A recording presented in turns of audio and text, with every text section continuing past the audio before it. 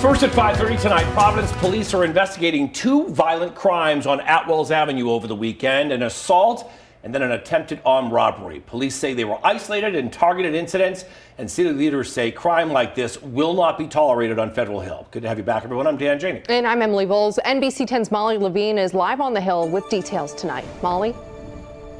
Yeah, Dan and Emily, the alleged assault happened in the parking lot, in a residential parking lot, rather, right here behind Opa, the restaurant, early Saturday morning. And then Sunday night, police say there was a couple sitting outside of the restaurant in the dining area when two men wearing masks attempted to rob him at gunpoint.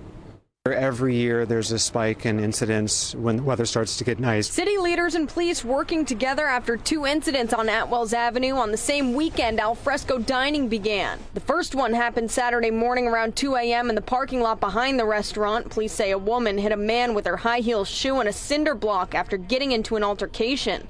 Ashley Soto Morales was charged with 2 counts of felony assault. Another incident that happened the following night there was an attempted robbery. That incident taking place Sunday night around 10 o'clock. Investigators say 2 armed men in masks tried to rob a man of his jewelry while sitting outside of Opa. NBC 10 obtained the redacted police report, which states the victim was wearing large amounts of gold and diamond jewelry. The suspects tried to get away, sparking a police chase into Pawtucket, where officers lost them. Investigators say the 2 crimes did not involve the restaurant, which is why the Board of Licenses is not involved. Sunday's attempted robbery, similar to a situation last summer where a man was shot and robbed while sitting in his parked Bentley outside of a Walgreens on Atwells Avenue. The crime caught on camera as the suspect shot the victim, stole his chains and Rolex watch, and took off. After this weekend's crimes, I asked what's being done, like maybe closing the bars earlier.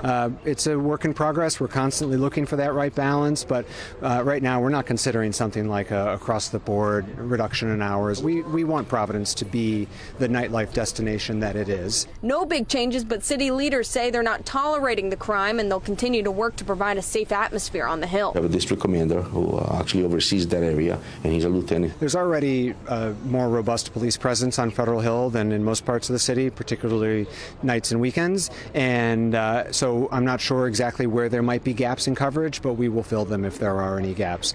And al fresco on the Hill will continue this upcoming weekend, and Chief Perez says depending on this, how much they'll be needed, they will increase patrols here. I'm live from Providence tonight. Molly Levine, NBC 10 News.